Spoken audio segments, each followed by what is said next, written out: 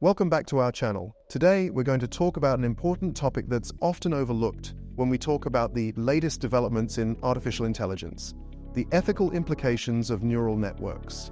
In this video, we'll explore some of the ethical implications of neural networks, including bias, privacy, and accountability, and discuss some possible solutions to these challenges. So let's dive in. One of the biggest concerns is bias. Neural networks are only as good as the data they're trained on, so if the data has bias, the neural network will too.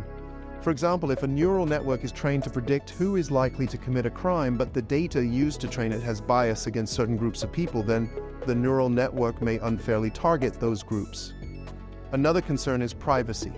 Neural networks can be used to analyze vast amounts of personal data, such as health records or online activity. This can be useful for improving healthcare or recommending products. But it also raises concerns about how that data is being used and who has access to it. Lastly, accountability is a concern. Because neural networks are complex and sometimes difficult to understand, it can be difficult to know who is responsible if something goes wrong.